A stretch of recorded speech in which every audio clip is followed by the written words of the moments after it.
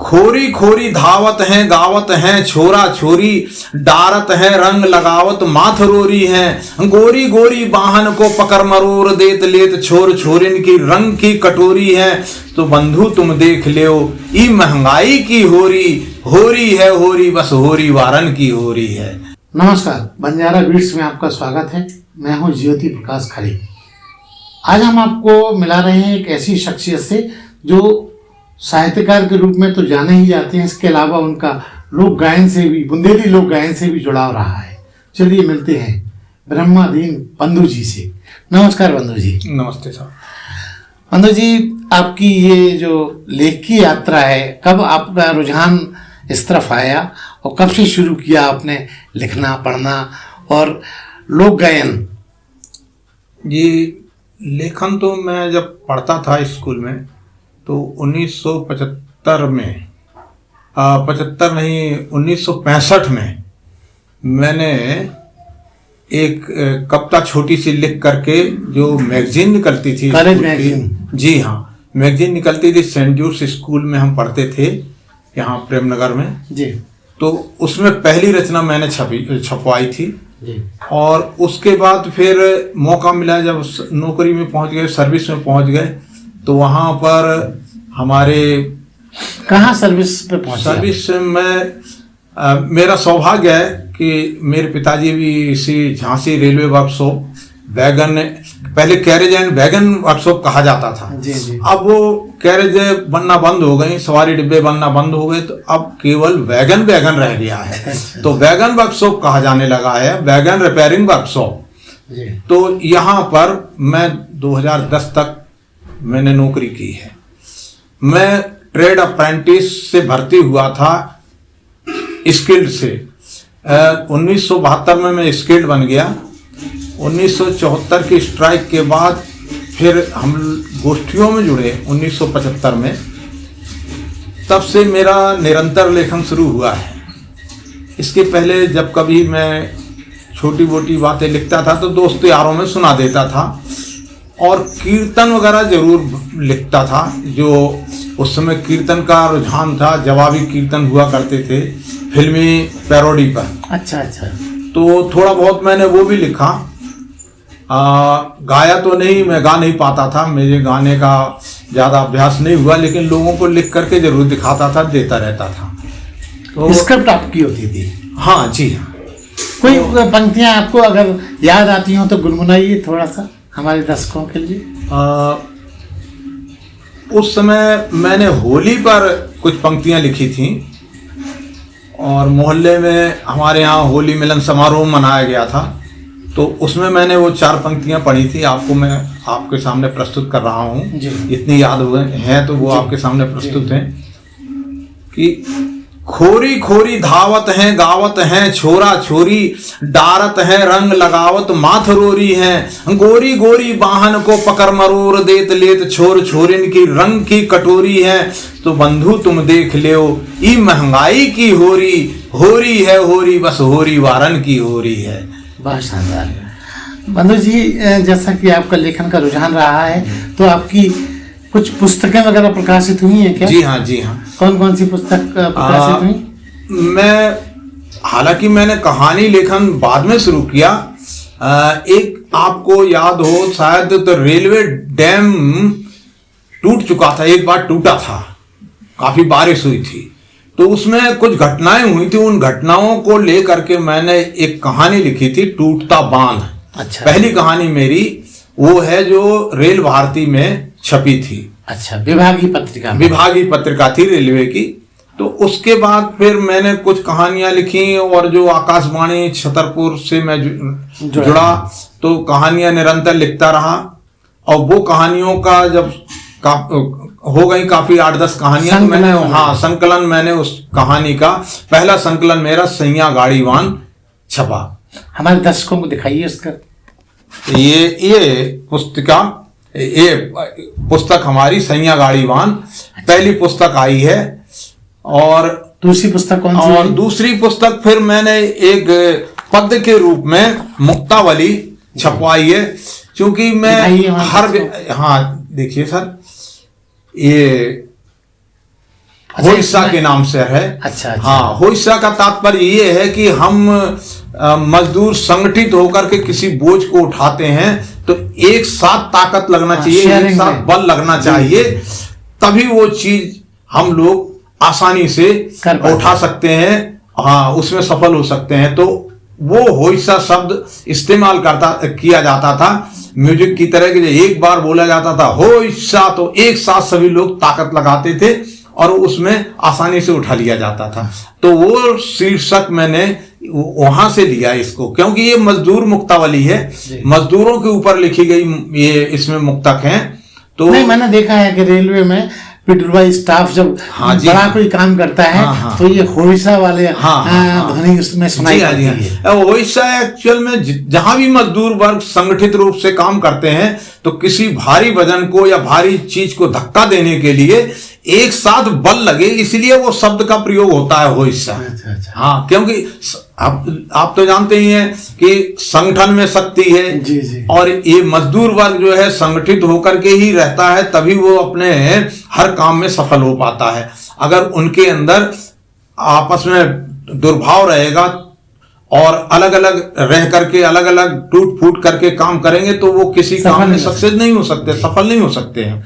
मनु जी, इसके बाद आपकी, जैसा कि हमें पता है आप नुक्कड़ नाटक से भी जुड़े, तो अभिनय की फील्ड में आप कैसे कूदे?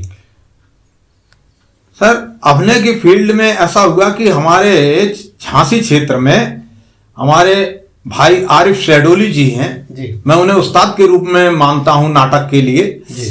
क्योंकि उन्होंने नाटक के कुछ गुण हमें सिखाए। तो वो एक संकल्प लेके 100 नुक्कड़ नाटकों का संकल्प लिया था उन्होंने कि झांसी में मैं 100 नुक्कड़ नाटक करूंगा। आज की तस्वीर जी। तो उस समय जो तस्वीर थी भारत की, राजनीतिक, सामाजिक, आर्थिक रूप से जो भी यहाँ पर समस्याएं थी, उन समस्याओं को उस नाटक के माध्यम से दिखाया जाता था। मुझे बड़ा अच्छा लगा। तो मैंने आरिफ शहडोली जी से कहा, मैंने कहा भैया मुझे भी ले लो यार साथ में, इसमें आपकी भागीदारी हाँ जी हाँ चाहिए।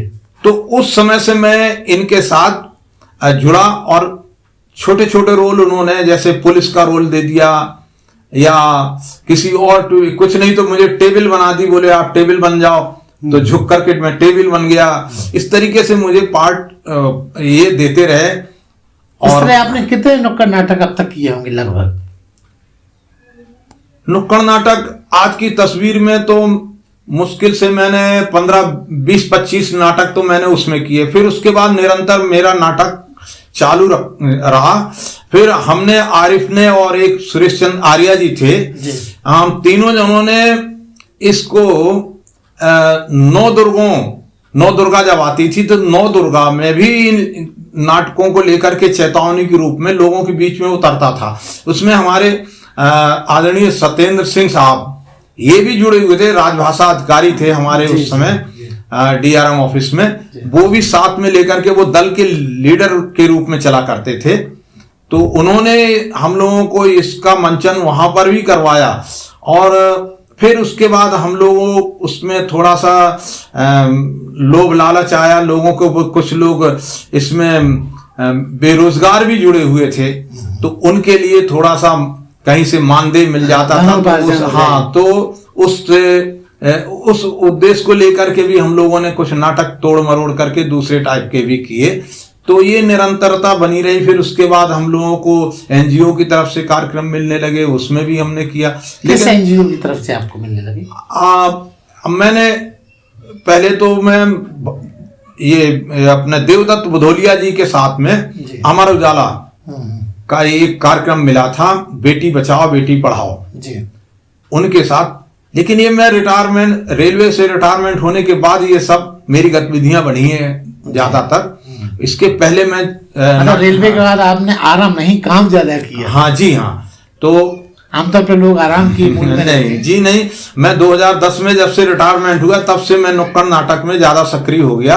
और नाटकों में भी अपने माता प्रसाद साक्या जी के साथ में 2-3 जगह, देहरादून और देवराज चतुर्वेदी जी के साथ में कन्नौज, देहरादून वगैरह, ये सब जगह नाटक के लिए नाटक करने गए। हमें हाल ही में पता चला कि आप दुबई भी होके आए हैं। जी हाँ, दुबई। किस संदर्भ में गए थे? दुबई तो हम फोक, हमारी एक राधिका जी हैं, राधा प्रजापति के नाम से ग्रुप है।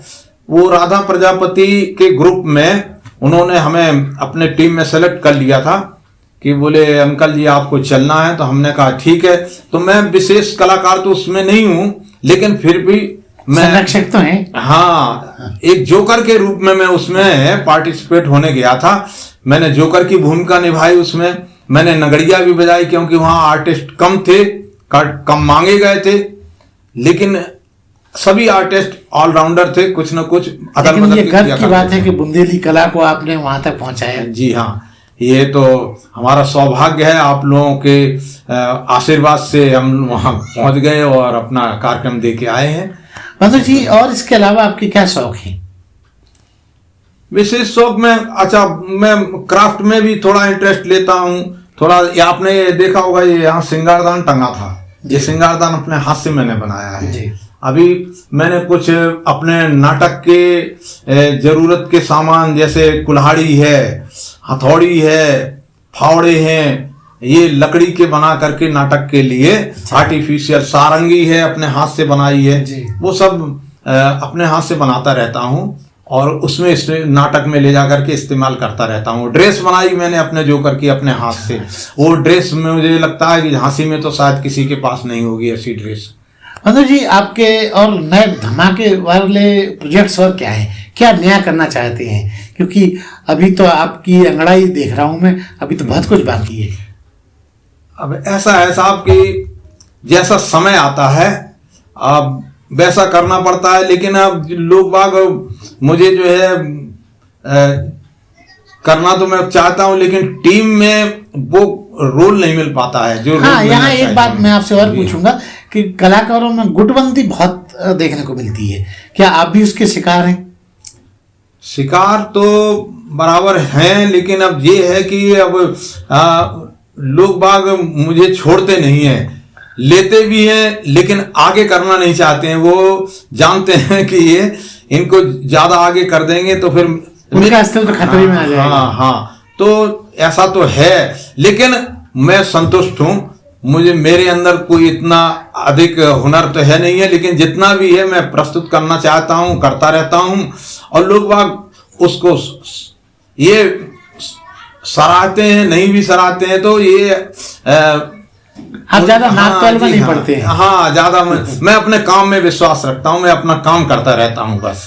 बंधु जी, आपके अपने इसके अलावा जैसा कि आपने बताया 2 पुस्तक आपकी प्रकाशित हैं, तो क्या आने वाले कलों में हम और भी कोई तीसरी पुस्तक देख पाएंगे?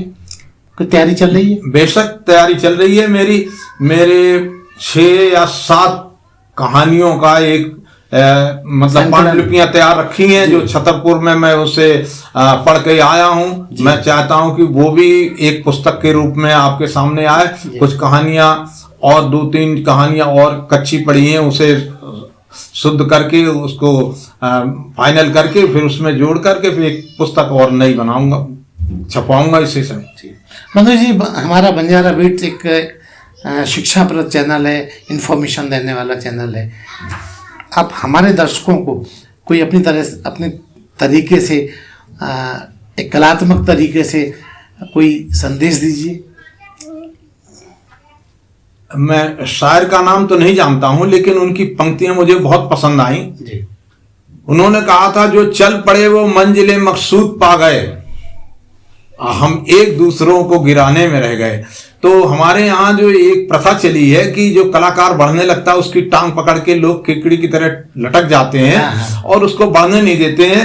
वो भी गड्ढे में रहना चाहते हैं और खुद भी गड्ढे में है।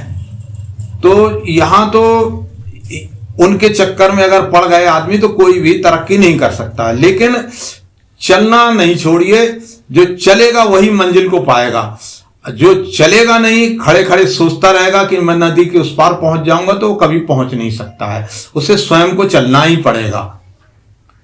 तो ये थे बंधु जी, जो कलाकारों की पीड़ा दशा मुश्किलात को हमारे बंजारा बीट के साथ शेयर करते हुए अपनी मन की बात कह रहे थे। बंजारा बीट से बात करने के लिए बंधु जी बहुत बहुत धन्यवाद। आपको भी बहुत बहुत धन्यवाद।